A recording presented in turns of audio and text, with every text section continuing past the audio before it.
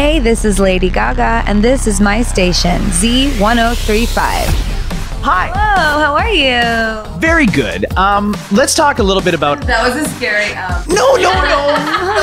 Well, you know, it's a little intimidating because you are on such a tight schedule and you just finished SNL and you're here and you're doing all kinds of interviews and then you're... Intimidated. I'm here for you. I'm happy to be here. Speaking of SNL, highest ratings since March, highest ratings of this season. How did that make you feel? I was so excited. I couldn't believe it. I was actually really shocked. I was telling everyone before I went out there, I just said, well, I hope they watch it. I worked really hard on my skits, and I was rehearsing all my routines, and you just never really know if people are gonna, like the show that you put on, but we all worked hard, and I just was really, it's so exciting. I mean, I think that I got the same ratings as Justin, which like blows my mind because he is so much funnier than I am. And I just don't think I'm funny. You were fantastic. When I think of you, I think fearless like that. You're just kind of fearless. You'll do whatever. Is there anything that you wouldn't try that a lot of people in the entertainment business have done? It seems like you're willing to do it all. Is there anything? There's probably a ton of things I wouldn't try. I always have an intention behind the things that I do. So even if it seems kind of, over the top maybe, or like a real spectacle, it's really always an intention behind it that's really pure. And with SNL, I just wanted to go for it because it's a comedy show and I'm from New York and I was a theater student, and I just felt like it would be an injustice to everything I stand for if I didn't go for it when I was there. So I planned my monologue and worked with Seth, and he was so great, and I wrote the vamp for New York at the end, and me and the dancers worked with Rishi, did the choreography for the monologue, and then we just worked really hard on it to make it great, and we were just so happy. What is New York like for you? Do you get the hometown reaction there? I mean, is it still like going home? It's actually more now. Really? Yeah, because when I first started out, and even through like the Fame Monster and Born This Way, when you're from New York, it's like imported cheese. They always want everybody likes the imported cheese. They don't want the cheese from down the street. I'm from New York. They want the cheese from France to come in. But now, it's so different because I think they're really proud of me, the New Yorkers. And when I'm home, so before it was like they would always be really cool to me in the Lower East Side, but now when I'm anywhere in New York, there's just like such a sense of family and camaraderie, and it's very sweet, and they're all very supportive of my career, and it feels really good. I'm a real New York girl. I mean, born and raised my whole life. Okay, I want to talk about the album. Can we talk about the album for just a sec? Yes, please. Okay. You took some time off before this one because you got hurt. I mean, are you okay now? Yes, I'm okay now. Yep, okay. But I was like really hurt for a long time. Right. I had to get surgery, and I had my hip re-sculpted. It sounds kind of intense, I know. But I'm a fighter, and I'm here, and I made a record that is, full of electronic passion and fury and rage, and it's really, really fun, but I put all my pain into it, and that's kind of the best way I would describe this album is as if you need to let out any rage and any pain and any emotion and have a good time, that it's such a great record to put on and just let loose and let it all go. It's like a real escaping moment. What did the downtime do for preparing for the album? Did it give you more time to write, more time to think about it? Yeah, I had more time to write, more time to be creative. Although it was hard because I was me, but not fully me yet because I couldn't sing and dance, which is basically like 99% of me. So. And your collaboration with R. Kelly, how did that come about? Who talked to who first? How did that happen? Well, we just kind of know R. Kelly also through just like friends and people in Chicago, because I live in Chicago a lot of the time now, and DJ White Shadow, who I made Do What You Want With, he is from Chicago. And so I wrote the song to a groove that Paul had sent me. And then we started to, make the record better and better. And then I was, kind of done with it. And I was like, oh man, but it would be so good if R. Kelly was on it. And everyone said, but it's good, Gaga. And I said, no, but if R. Kelly was on it, then I would know if it's really good, because it's an R&B song. And I have to know if it's a really good R&B song by somebody that knows really good R&B. So I didn't even know if he'd want to sing on it, but I just wanted him to hear it and kind of like thumbs up or down me on the record. and he loved it and he wanted to sing on it. And we spent so much time together and we filmed the video, and oh my God, he's so amazing. He's so amazing and he's so talented.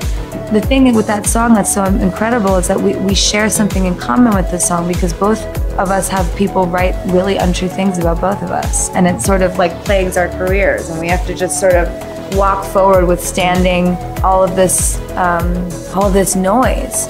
And so there's like a sense of protection between the two of us that we really have, because we both really are just purely people that love to sing and write songs for you. And it comes from a really genuine place. Have you had a chance to meet up with him and get ready for Sunday? Yeah, so we've been working for like a little bit before SNL, but we have more time to work now.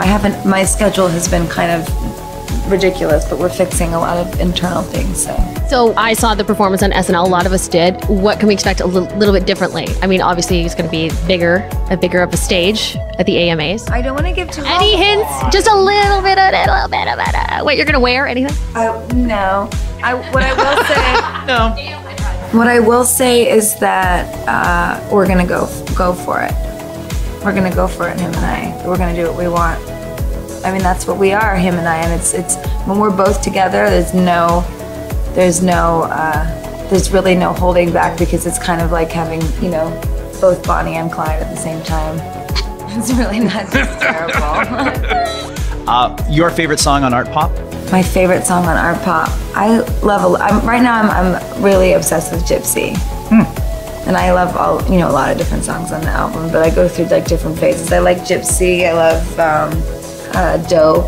I love Jewels and Drugs. I love Do What You Want. I love Venus, Sex Dreams, Art Pop. I mean, I'm just like, whole track list, everybody. She likes them all. I like a lot. I don't know. I love the album is really like a total state of mind that you have to like want to go to and be in, and that's kind of how all my records are actually. And I think if you like one song on the album, you're gonna like a few. Am I crazy, or is Do What You Want a bit of a throwback feel? Because it feels like my whole career is a throwback. No, but this reminds me of something. I can't figure out what it is. I think it's that R&B sound. I like that you brought out that R&B sound, because in a world where like EDM right now is so big and stuff like that, I think that you're bringing in with R. Kelly. It's such a nice, different.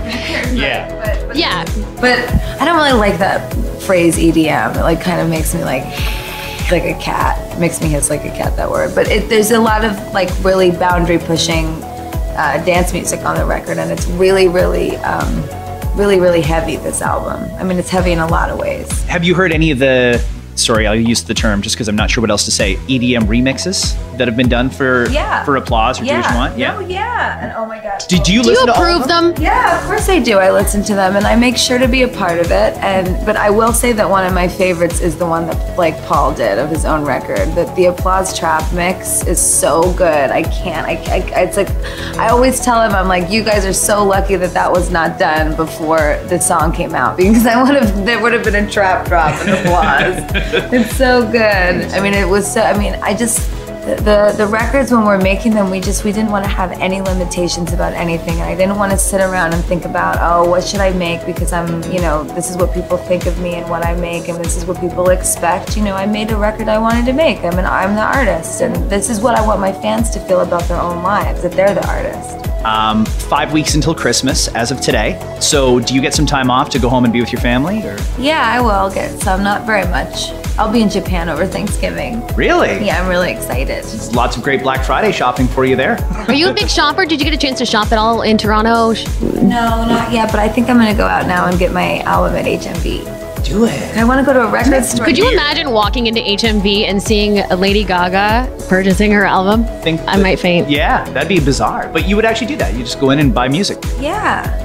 Yeah? Why not? Support the album stores. That's nice. I'm devastated by the music industry. It's horrible. I mean, it just makes me so sad. There's no more record stores. It's like that skit with Blockbuster closing from SNL. Which was hilarious. It's all about the music business. It's like where's all the record stores? And all I see is like my Green Day and my Alanis Morissette CDs like floating down a pond somewhere. I mean, it's so crazy. Okay, so you've got $40 instead of $20. You're gonna buy Art Pop and one more. What's the other album you'll buy right now? What's the other album? There's a new Beatles compilation album. I would get that. Really? Can I ask you really quickly? We were just talking about this morning, a Beatles 50th anniversary of when they were on the Ed Sullivan Show, and there's a rumor that you're going to be a part of that TV special coming up. No comments about that at this time, but you will know soon enough. Okay, all right. Thank you so much. We appreciate all your time. Thank you.